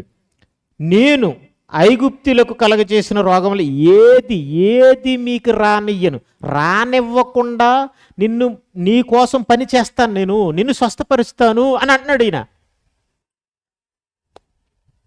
చూసారా, రానివ్వకపోవడమే స్వస్థపరచడం అంటే. ఇప్పుడు అఫ్కోర్స్ నాకు 50 సంవత్సరాలు చిన్న చితక రోగాలు వచ్చినా కూడా పెద్ద భయంకరమైనవేమి రాలేదు. నాకు పెద్ద రోగగ్రస్తుణ్ణి అనుకుని చెప్పుకునేంత పరిస్థితి లేదు. అంటే ఇప్పుడు ఈ 40 సంవత్సరాలు నన్ను స్వస్థపరిచింది ఎవరు? మీకు అర్థం కావడానికి చెప్తున్నాను, దేవుడే. అంటే రానివ్వకుండా చేస్తున్నానని చెప్తున్నాడు, సమస్త కార్యములను జరిగిస్తున్నాడు అని మాట్లాడుతున్నాడు ఆయన. అది మనకు అర్థం కాలేదు, ఆయన ఎప్పుడో చెప్పుకున్నాడు. దాని గురించి మనం ఎవరు ఆలోచిస్తలేదు. ఎందుకంటే మనకు రోగం వచ్చిన తర్వాత, మనం అనుకున్న తర్వాత, మనకి తెలిసిన తర్వాత ఈ లోపల చాలా జరిగిపోద్ది. అప్పుడు దేవుడు అంటాం. కానీ అయినా ఏం చేస్తాడండి, ఆయన తండ్రి కదండి. తల్లిదండ్రులు మరీ భయంకరమైన తాగుబోతే అయినా నష్టపడినా కూడా వీళ్ళు ఏం చేస్తారు, వాడికి రోగం వచ్చింది అనుకోండి, ట్రీట్మెంట్ చేయిస్తారా చేయించరా? అంతేనండి. దేవుడు అప్పుడు కూడా సహాయం చేస్తున్నాడు, అంతే. అలా కాపాడుకుంటున్నాడు. నశించుట ఆయన చిత్తము కాదు. ఆయనకు కూడా ఒక లిమిట్ ఉందండి. ఆయనకు కూడా ఒక లిమిట్ ఉంది. ఆ లిమిట్ కొంతకాలం ఉంటుంది. నువ్వు ఆ లిమిట్ దాటేస్తే ఆయన కూడా తూక పెట్టుకుంటాడంట. తూక పెట్టుకుని చూస్తూ ఉంటాడంట. మనకు చేసింది, మనం చేస్తుంది అన్నీ తూక వేసుకుని ఒక్కసారి ఇక నువ్వు తక్కిళ్ళలో డౌన్ అయిపోయావు అనుకోండి, తీసుకెళ్ళి అలా పాడేయడమే. చూడండి, కుళ్ళిపోయిన ఏమైనా ఉంటే పెంట మీద ఎలా పడేస్తాం, ఆ నరకంలోకి విసిరేయడమే మనల్ని పీకేసి. ఇంకంతకు మించి ఏమి ఉండదు. సో కాబట్టి నిన్ను స్వస్థపరుస్తున్నాడు దేవుడు. ప్రతి నిత్యం ప్రతి మనిషిని స్వస్థపరుస్తున్నాడు బైబిల్ ప్రకారంగా.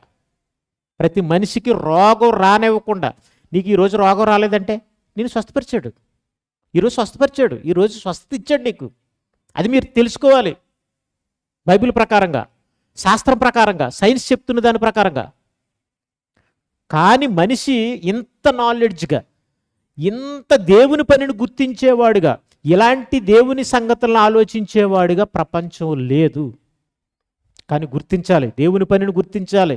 దేవుని పనిని మనం ఎంతగా గుర్తిస్తే అంతగా దేవునికి దగ్గరగా ఉంటాం.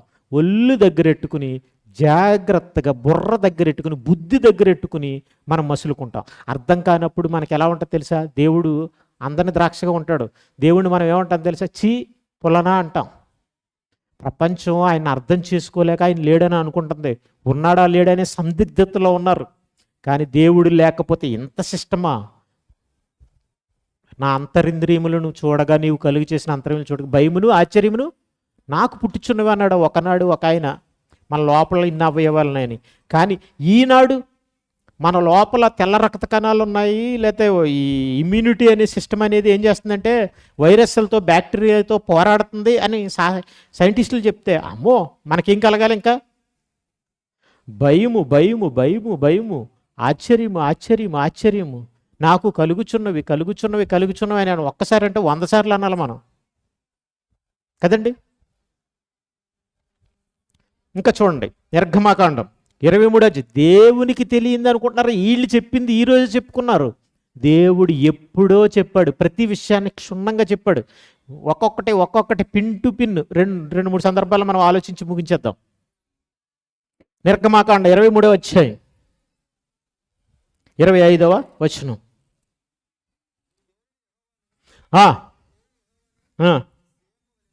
నీ దేవుడైన యెహోవాను సేవింపవలను, అప్పుడు ఆయన నీ ఆహారమును. నిర్గమాకాండ 23వ అధ్యాయం 25వ వచనం. అదే చదువుతున్నారు, చదవండి. నీ దేవుడైన యెహోవానే సేవింపవలను, అప్పుడు ఆయన నీ ఆహారమును నీ పానమును దీవించును. అంటే చూడండి, మన ఆహారాన్ని మన పానాన్ని ఆయన దీవించాలట. దీవించడం ఏంటి? ఆల్రెడీ మనకు ఆహారం ఈ పానం ఉంది కదా, ఆయన దీవించడం ఏంటి అంటే ఆయన దాన్ని పెర్ఫెక్ట్ చేస్తాడనమాట, మంచిదిగా చేస్తాడనమాట అని చెప్తూ ఏమంటున్నాడు చూడండి. ఎందుకంటే మన ఆహారం మంచిదిగా లేదనుకోండి, మనం మంచి ఆహారం తినాలని మనం అనుకోవడం కాదు, దేవుడే మంచి ఆహారం కింద దాన్ని మారిస్తే నీకు జబ్బు రాకుండా ఉంటుంది. ఎందుకంటే మనకు రోగాలన్నీ కూడా తినే ఆహార పదార్థాల వల్లే వస్తాయి ఎక్కువ శాతం. చూడండి ఏమంటున్నాడు చూడండి, నేను నీ మధ్య నుండి రోగమును తొలగించేదును. చూడండి, అంటే రోగం అనేది ఎక్కడుంది? నీలో రోగం ఉంటే తొలగించడం కాదు, నీ మధ్య నుండి రోగమును తొలగించేదును. నీ మధ్యన రోగం ఎలా ఉంటుందంటే, నువ్వు తినే ఆహారంలో దగ్గరే ఉంటుంది, నువ్వు తాగే నీళ్ళలోనే ఉంటుంది. దాన్ని దీవిస్తాను, తొలగిస్తాను అంటున్నాడు. అంటే సూక్ష్మక్రిముల ద్వారా, బ్యాక్టీరియా ద్వారా రోగం వస్తుందని దేవుడికి తెలియదు అనుకుంటున్నారా? ఇంకా వైరస్ల ద్వారా, వీటిలన్నిటి ద్వారా రోగం వస్తుంది, వాటిని కంట్రోల్ చేస్తాను, ఆపరేట్ చేస్తున్నాను నేనే అని చెప్పుకున్నాడండి. చూడండి ఒకసారి, ద్వితీయోపదేశకాండం 28వ అధ్యాయం 60వ వచనం.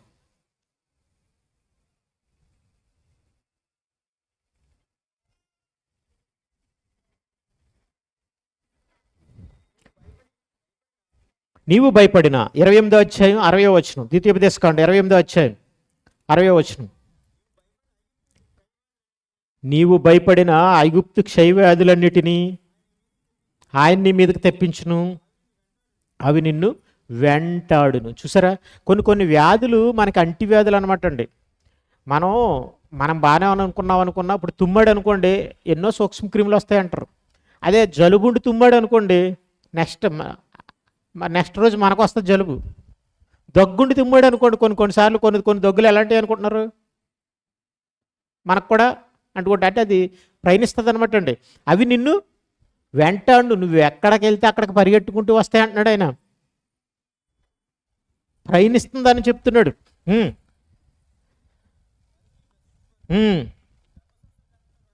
ప్రతి రోగమును, వ్రాయబడని ప్రతి రోగమును, ప్రతి తెగులును ఆయన నీకు కలుగు చేయను. ఎన్నో రోగాలు, ఎన్నో తెగుళ్ళు ఉంటాయి నాయన, అవన్నీ రాయబడి లేవు, చెప్పబడవు, కానీ బోల్డ్ ఎన్ని ఉన్నాయి, అవన్నీ నీకు వచ్చేస్తాయి అంటున్నాడు. ఎందుకండి బుద్ధి రావడానికి, గుణపడడానికి. అవి ఎన్ని హెచ్చరికలు. మనం ఎలా అయితే బెత్తంతో కొడతావో ఆయనకి అంతే. ఆయన దగ్గర ఉన్న మందు ఏంటి అనుకుంటున్నారు? ఆయన దగ్గర ఉన్న బెత్తం ఏంటంటే రోగం, గాయం. ఇంకా ద్వితీయోపదేశకాండం 7వ అధ్యాయం 15వ వచనం.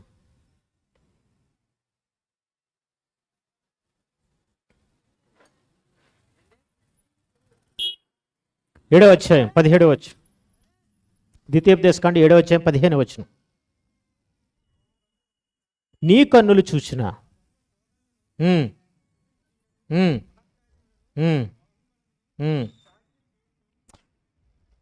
7వ అధ్యాయం 15వ వచనం నుండి ద్వితీయోపదేశకాండం. యెహోవా నీ యొద్ద నుండి సర్వ రోగములు తొలగించి, నీలో నుండి అంటలేదండి.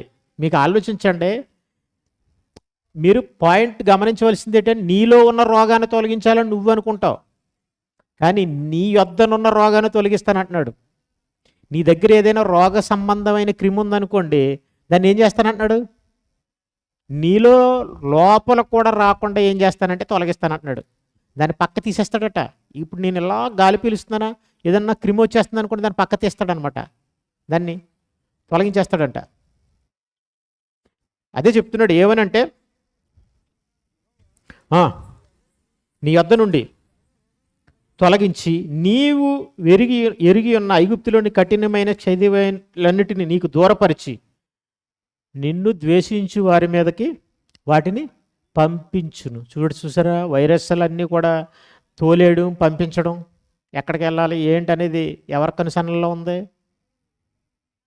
కొన్ని సందర్భాల్లో వాటిని వాడతాడు. ఇలా అనునిత్యం మన కోసం పనిచేస్తున్నాడు. ఎందుకు పనిచేస్తున్నాడంటే, దేవుడు లేడనుకుని, ఏదో జ్ఞానులు అనుకుని, వాళ్ళ చేతిలోనే అంతా ఉందనుకుని మనం ఎన్ని పరిశీలించుకుంటూ పోతున్నాం, నేర్చుకుంటూ పోతున్నాం ఈ బాడీ గురించి, లోపల ఏం జరుగుతుందని. అప్పుడు ఇలాంటి సిస్టమ్ మన బాడీలో కనపడుతుంది. అప్పుడు దీన్ని ఎవరు పెట్టారు, ఇలా బాడీ ఎందుకు ఇలా చేస్తుంది, ఈ మెకానిజం ఎలా ఉంది, ఈ సిస్టమ్ ఎలా ఉంది అనే ఒక ఆలోచన వస్తుంది.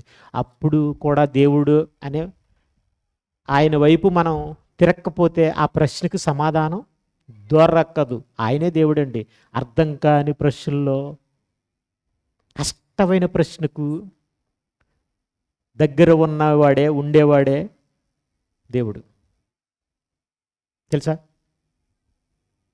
సో కాబట్టి అలా అర్థం అవ్వాలనుకుంటున్నాడు. ఇదంతా చదివి, ఇదంతా చూస్తుంటుంటే, మన దేవుడు సృష్టికర్త అయిన తండ్రి ఇంతలా ఎందుకు చేస్తున్నాడంటే, అనునిత్యం మన పనిలో ఉండాలి, మనం ఆయన గురించి మనం ఈ ప్రకృతిని గురించి ఆలోచిస్తున్నప్పుడు, ఆయన కార్యాల గురించి ఆలోచిస్తున్నప్పుడు, ఆయన ఎలా పనిచేస్తున్నాడో మనం తెలుసుకోవాలని, ఆశ్చర్యపడాలని, భయభక్తులు కలిగి ఉండాలని, అనునిత్యం ఆయనకు కృతజ్ఞులుగా ఉండాలనే ఉద్దేశంతో మనల్ని ఎంత ప్రేమిస్తున్నాడు అనేది మనం అర్థం చేసుకోవడానికి ఇవన్నీ పెట్టి, ఇవన్నీ జరిగిస్తున్నాడు.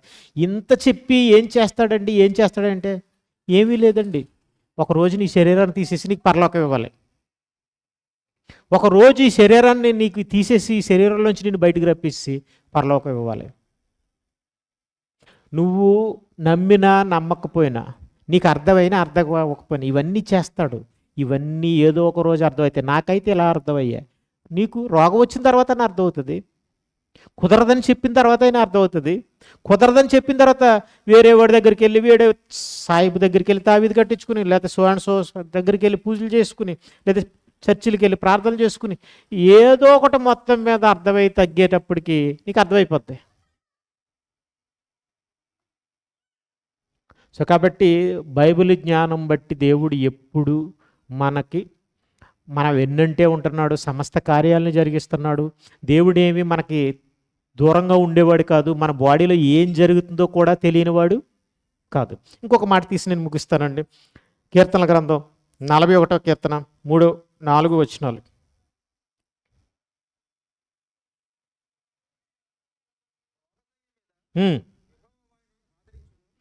రోగశయ్య మీద కొన్ని సందర్భాల్లో ఏంటండి, లోపల ఈ సిస్టమ్ అంతా చేసి దేవుడు ఏం చేస్తున్నాడంటే స్వస్థపరుస్తున్నాడని మనం చెప్పుకున్నాం. ఆ బైబిల్ మాటల్లో ఉంది. అయితే ఇప్పుడు కొన్నిసార్లు మనం ఏమవుతుందంటే హాస్పిటల్ బెడ్ ఎక్కాల్సి వస్తుంది. అంటే రోగంతో పడుకునే బెడ్ వేరు, ఆరోగ్యంగా ఉండి ఇంట్లో పడుకునే బెడ్ వేరు. దాన్ని ఏమంటారంటే రోగశయ్య అని బైబిల్ చెప్తుంది. దేవుడు చెప్తున్నాడు రోగ శయ్య మీద. అది ఎలా ఉంటుందంటే కొంచెం ఇలా లేపుతారు కదండి, ఇలా లేపుతారా, మరి ఆ బట్టలు వేరు, అవన్నీ వేరు, మనకు కూడా ఒక యూనిఫామ్ వేసేస్తారు, రకరకాలుగా ఉంటుంది రోగశయ్య అనగానే. అయితే వాడిని ఆదరించును, రోగము కలుగా అప్పుడు కూడా ఆయనే స్వస్థపరుస్తాడంట. కొన్ని రోగాలు చేసి వచ్చేటప్పటికి కొంతమందిని మనం ఐసీలో పెట్టిన పేషెంట్ల దగ్గరికి వెళ్ళామనుకోండి, ఎలా ఉంటారు అనుకుంటున్నారు? ఇక్కడ మాస్క్, ఇక్కడ వైర్లు ఏవో పెట్టేస్తుంటారండి. ముక్కులోకి 2 వైర్లు పెట్టేసి ఉంటారు, గొంతులోకి ఒక వైర్ దింపేసి వాళ్ళు ఉంటారు, రకరకాలుగా ఉంటారు. వాళ్ళని చూస్తే మనకు కొంచెం భయం వేస్తుంది. అటు ఇటు అనమాట. 24 గంటలు గడిస్తేనే కానీ ఏం చెప్పలేం. ఒక ఆయనకి అలాగే ఒక జబ్బు వచ్చింది పాపం. ఆయనకు కూడా అంత పెద్ద సివియర్ కండిషన్ అని ఆయన తెలీదు. సో వాళ్ళ అబ్బాయి మా నాన్నగారిని చెన్నై తీసుకెళ్ళిపోదామా విమానంలో అని అనుకున్నాడు. అని అనుకునేటప్పటికి ఏం జరిగిందంటే అంత టైం ఉంటుందా, ఈ ఫ్లైట్ దగ్గరికి వెళ్ళి అంత టైం ఉంటుందా, ఈ టైంని తీసుకుని అలా తీసుకెళ్తే ఈ టైంలో చచ్చిపోతాడేమో, ఏదేమైనప్పటికీ ఇంకెక్కడే ఉంచేద్దాం వాళ్ళు అన్నారంట. చెప్పలేమండి అటైతే ఇటు అని చెప్పేశారట. పాపం వాళ్ళు 4-5 హాస్పిటల్ తిరిగి ఇదేంటని చూపించుకున్నారు. అతను బాగా హెల్తీగానే ఉండేవాడు, సడన్గా వచ్చింది కండిషన్ ఆ జబ్బు. పాపం వాళ్ళు ఏం చేశారంటే ఈసారి నుంచి, ఆయన పాస్టర్ అండి, ఈసారి నుంచి నువ్వు ఏ రోగం ఉన్న వాళ్ళ దగ్గరికి వెళ్ళకు, ఏ హాస్పిటల్లో చూడడానికి వెళ్ళకు అని ఒక కండిషన్ పెట్టారు. ఎందుకంటే ఆయనకు 70 పైబడి 74 బాగానే హెల్తీగా ఉంటాడు. సడన్గా వస్తుంది. ఎందుకంటే వృద్ధాప్యంలో ఇంకొంచెం ఇమ్యూనిటీ ఏమవుతుంది అనుకుంటున్నారు, తగ్గుతుంది. సో నువ్వు వెళ్ళకు అనే స్థితికి వచ్చారు. అప్పుడు ఒక సందర్భంలో నేను మాట్లాడుతున్నప్పుడు ఆయన ఏమన్నాడంటే, అబ్రహాం గారు, ఒక స్టేజ్ ఉంటుందండి మనిషి రోగశయ్య మీదకి వెళ్ళినప్పుడు, అయితే ఇటు అయితే డాక్టర్లు కూడా చేతులు ఎత్తేస్తారు, దేవుడు ఎందుకు లేరా పోరా బ్రతకరా అని అనుకున్నాడు అనుకోండి, బ్రతకరిద్దాం అనుకున్నాడు, బ్రతికేస్తాం, లేకపోతే లేదు అని అన్నాడు అనమాట అండి. ఆయన అలా బతికాడు అంతే మా నాన్నగారు అని అన్నాడు ఆయన. మాకైతే నమ్మకం లేదని అన్నాడు. అలా అండి, ఇక అందరూ చేతులు ఎత్తేసిన తర్వాత కూడా కొన్ని సందర్భాల్లో మనల్ని ఆ పడక మీద నుంచి ఇంటికి తీసుకొస్తాడు ఆయన, వచ్చే అవకాశం ఇస్తాడు. అప్పుడు ఎలా ఉంటుందండి మనకి? హాస్పిటల్ నుంచి వస్తానో రానా అనుకున్నప్పుడు మనల్ని డిశ్చార్జ్ చేసి డిశ్చార్జ్ పేపర్లు ఇచ్చి స్లోగా అడిగిలేసి అలా ఆటో ఎక్కిస్తే ఇలా వస్తున్నప్పుడు ఎలా ఉంటుంది? లోకాన్ని మనం ఎప్పుడు చూసినట్టు చూడకుండా, ఈ లోకంలో నేను చాలా టెంపరీ, ఇప్పుడు ఇంటికి వెళ్తున్నాను, మరి తర్వాత ఏమైనో బాబోయ్ అనుకుని జాగ్రత్తగా విద్యాబుద్ధులు వచ్చినట్టు మెంటల్గా కూడా కండిషన్ మారిపోయి హాస్పిటల్ నుంచి వచ్చిన వాడిని ఎప్పుడైనా చూడండి, పేషెంట్ వాడు ఎలా ఉంటాడు, వాడి బాడీ ఏంటి, వాడి చూపులేటి, వాడి ఆలోచన విధానం ఎలా ఉంటుంది. ఇంట్లోకి వెళ్ళి కూర్చుని వాళ్ళు చెప్పినట్టుగా జాగ్రత్తగా తిని ట్యాబ్లెట్లు వేసుకుని ఏదోలో బతికేద్దాం అన్నట్టుగా ఉంటుంది ఫీలింగ్. అయిపోయింది. అక్కడికి వచ్చిన తర్వాత అంతా బాగున్న తర్వాత నేను పుట్టాను, ఈ లోకం ఏడ్చింది, ఐ డోంట్ కేర్, ఇంకంతే. ఇంక చూసుకో మనిషి మళ్ళీ మామూలే. ఏంటండి మనిషి జీవితం? వద్దండి. బాగున్నా బాగోకపోయినా ఎప్పుడు దేవుడు మన కోసం పనిచేస్తున్నాడు. మన పడుకున్నా పనిచేస్తాడు. తెలుసా మీకు సంగతి తెలియదేమో. మన పడుకున్న గాలి అలా అలా అలా ఆడిస్తాడా? ఎందుకంటే అమ్మ అన్నం పెడతదా? అలా దేవుడండి ముదుము వచ్చే వరకు ఎత్తుకునేవాడు. అంటే మీకు అర్థం కాలేదా? తల్లి అయినా తండ్రి అయినా మరిచినేమో కానీ నిన్ను మరమను ముదుము వచ్చే వరకు ఎత్తుకునేవాడిని అంటే అర్థం ఏంటి తెలిసిన? అమ్మ గోరు ముద్దలు నువ్వు చిన్నప్పుడే ఎడతాది. నువ్వు చచ్చేంత వరకు దేవుడు గాలి ఎడతాడు, నీరు ఎడతాడు, అన్నం ఎడతాడు. లోపల ఏవైనా పాడైపోతే అది శుభ్రం చేస్తుంటాడు, ఇల్లు శుభ్రం చేసినట్టు, మన ఇల్లుని శుభ్రం చేసుకున్నట్టు మన ఒంటికి అన్ని పనులు చేసేవాడు ఆయనే. ఇది ప్రపంచం గుర్తించిన దేవుని పని. ఇది ప్రపంచం ఆలోచించిన దేవుని స్వస్థత. ఆలోచించండి. కాబట్టి ఆయనే స్వస్థపరిచేవాడు. ఎందుకట? ప్రసంగి గ్రంథం 3:14 ఎక్కువైపోయి అనుకోకండి రెఫరెన్స్లు, బైబిల్ జ్ఞానం రాసుకోండి, మీరు ఆలోచించండి. ఎందుకంటే బాగా తెలుసుకునే దేవుడిని నమ్మండి, బాగా తెలుసుకునే బైబిల్ చదవండి, నమ్మండి. తెలుసుకోవడానికే బైబిల్ చదవండి. బైబిల్ అంటే ఏంటనుకుంటున్నారు మీరు? మామూలు పుస్తకం అనుకుంటున్నారేమో అండి. ప్రపంచంలో ఏ ప్రశ్నకైనా దేనికైనా సమాధానం, చక్కని సమాధానం ఎవరికైనా, అటు సామాన్యుడా లేకపోతే శాస్త్రవేత్త అయినా ఎవరికైనా సమాధానం చెప్పగలిగేది. ఎందుకంటే దీని వెనక ఉన్నది ఈ లోకాలను కలిగించిన సృష్టికర్త తండ్రి. ఏమంటున్నాడు చూడండి. ఒక భక్తుడు మహాజ్ఞాని, ఆయనకి లాంటి జ్ఞానం లేడు. ఆయన అన్న మాట ఏంటో తెలుసా? ఆయనకు అర్థమైంది ఏంటో తెలుసా? ఏమంటున్నాడండి? 3:14 దేవుడు చేసే పనులన్నీ అంటే అర్థం ఏంటంటే ఆయన చేస్తూనే ఉంటాడు, శాశ్వతం పనిచేస్తూనే ఉంటాడు మన కోసం. అవి శాశ్వతం. నువ్వు వద్దన్నా మానేడు, నువ్వు కాదన్నా చేయడం మాండ, నువ్వు అర్థం చేసుకున్నా అర్థం చేసుకోకపోయినా నువ్వు భయభక్తులు కలిగేంత వరకు ఇలా చేస్తూనే ఉంటాడు, నిన్ను భయభక్తులు కలిగేలా చేసుకోవడం కొరకు. సో కాబట్టి విన్నరా? కాబట్టి ఎప్పుడు ఆయన అందరికీ అపోస్తుల కార్యాల్లో రాయబడి ఉంటుంది ఒక చక్కని మాట. క్రైస్తవులకే కాదు ప్రపంచంలో ఉన్న వారందరికీ జీవమును ఊపిరిని సమస్తము దయచేవాడు. సో ఊపిరి ఆడేలా చేస్తుంది ఆయనే. మనకు తెలీదు. ముక్కు ద్వారా గాలిని ఇస్తుంది ఎవరు? ఆయనే. నాసికారంధ్రాల గుండా జీవవాయువు ఊదింది ఎవరు? దేవుడే. అంటే అది ఆ పని చేసేది ఆయనే. వాయు పదార్థం అది, నీళ్లు ద్రవ పదార్థం, ఆహారం ఘన పదార్థం. సో భయభక్తులు కలిగి ఉండడానికి ఏమండి ఇంత పని చేసే దేవుడికి ఇవ్వాల్సిన రెస్పెక్ట్ ఇవ్వద్దండి? ఇంత పని చేసిన దేవునికి, లేదా ఇంత శక్తిమంతుడైన దేవునికి, ఇంత జ్ఞాని అయిన దేవునికి భయపడొద్దండి?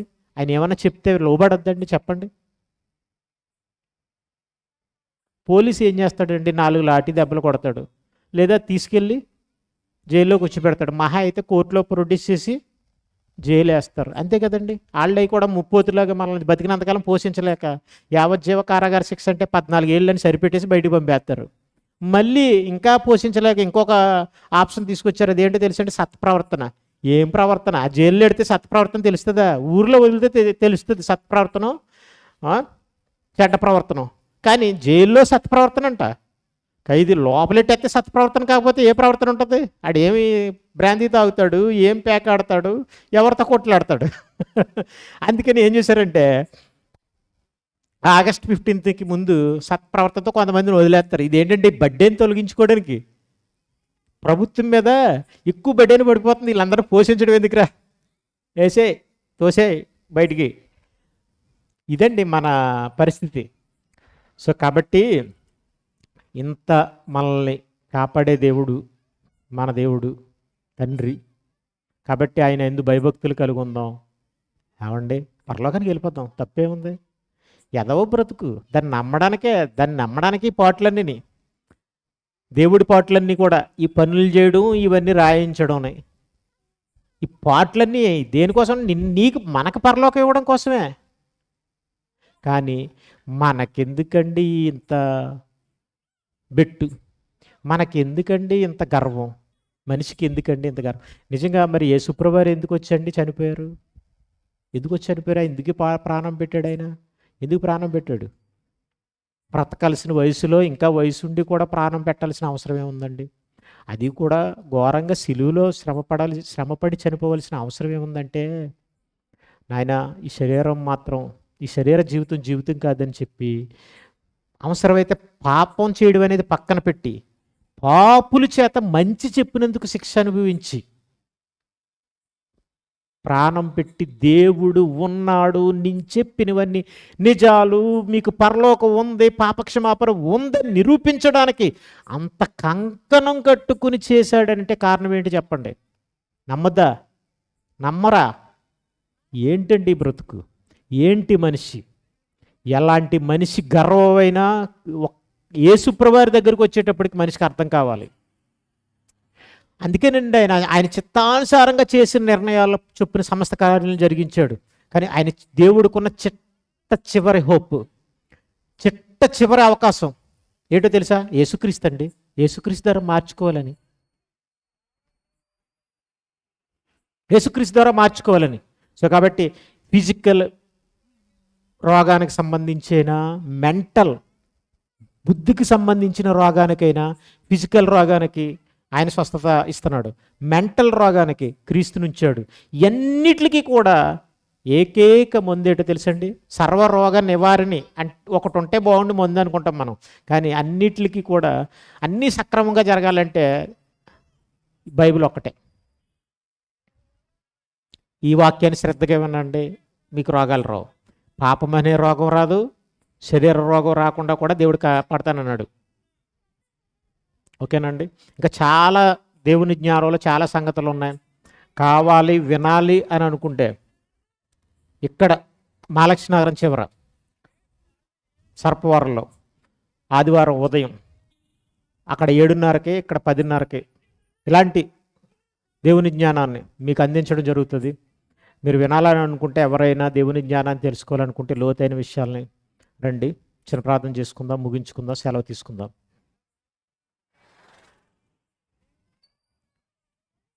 తండ్రి నాయన, మమ్మల్ని స్వస్థపరిచేది, రోగాలు రానివ్వకుండా కూడా మీరు మాకు స్వస్థత ఇస్తున్నారని, మాకు తెలియని రోగాలను ఎన్నిటినో మీరు నుండో మమ్మల్ని స్వస్థపరిచారని మీరు చెప్పుకున్నారు తండ్రి. అది మాకు తెలియదు తండ్రి నాయన. ఇంత ప్రేమ, ఇంత పని మా ఎడల జరిగిస్తున్నారని మేము సమాజంలో జ్ఞానులు అనుకునేవారు చెప్తున్న పరిస్థితిని బట్టి, వాళ్ళు వివరిస్తున్న, రుజువుపరుస్తున్న పరిస్థితిని బట్టి మీ మాటలు చూస్తుంటే మాకు అర్థమవుతున్నాయి తండ్రి నాయన. ఇంత ప్రేమ తండ్రి నాయన. మేము ఎల్లప్పుడూ మీ యందు భయభక్తులు కలిగి ఉండడానికి మీరు ఎల్లప్పుడూ మమ్మల్ని కాపాడుతూ మా విషయంలో మీరు పని జరిగిస్తున్నారని అంటే ఆశ్చర్యమే తండ్రి నాయన. కాబట్టి తండ్రి నాయన, ఏ క్షణం కూడా మీకు దూరం అయ్యే ఆలోచనల్ని, మిమ్మల్ని బాధ పెట్టే ఆలోచనల్ని మేము దరిచేరనివ్వకుండా ఎల్లప్పుడూ మీ యందు భయభక్తులు కలిగి ఉండి నాయన, ఈ కాలాన్ని మేము ముగించుకుని నాయన మీ పిల్లలుగా మీరు కోరుకున్నట్టుగా మేము వచ్చే గొప్ప ధన్యతను మీ కుమారుని ద్వారా మీ దగ్గరికి వచ్చే గొప్ప ధన్యతను మా అందరికీ అనుగ్రహించమని, ఈ మాటలను కేవలం విని విడిచిపెట్టకుండా మీ పిల్లలు నాయన అర్థమైనా అర్థం కాకపోయినా అర్థం చేసుకోవాలని మీ పిల్లలు ప్రయత్నం చేసి తండ్రి నాయన, పరిశీలించి తండ్రి నాయన, వాస్తవాన్ని గ్రహించి చేపట్టి తండ్రి నాయన తగిన ఫలితాన్ని మీ పిల్లలు పొందుకునేలాగా మీ కృపను అనుగ్రహించండి. అలాగే తండ్రి నాయన, ఈ సభను ఏర్పాటు చేసిన రూత్ గారు వారి కుటుంబాన్ని మీ మహిమలో దీవించమని, సహకరించిన ఎస్తేరు గారు వారి కుటుంబాన్ని మీ మహిమలో దీవించమని, ఇచ్చేసిన మీ పిల్లలందరినీ కూడా ఎల్లప్పుడూ మీ కాపుదలలో నాయన బలపరిచిన ఆయన భద్రపరిచి నాయన మీ పిల్లలుగా మీ వర్ధిల్లినట్లుగా మమ్మల్ని దీవించి నడిపించమని, నాయన వెళ్తున్న మీ పిల్లలను వారి వారి గృహాలకు క్షేమంగా చేర్చమని యేసుక్రీస్తు ప్రభువారి పేరట ఈ ప్రార్థన సమర్పించి అడిగి వేడుకుంటున్నాం తండ్రి. ఆమేన్. మన తండ్రి అయిన దేవుని ప్రేమ, యేసుక్రీస్తు ప్రభువారి యొక్క కృప, పరిశుద్ధాత్మ అనే సావాసం కుడి వచ్చిన మనందరికీ సదాకాలం తోడే నడిపించును గాక. ఆమేన్. అందరికీ ధన్యవాదాలు.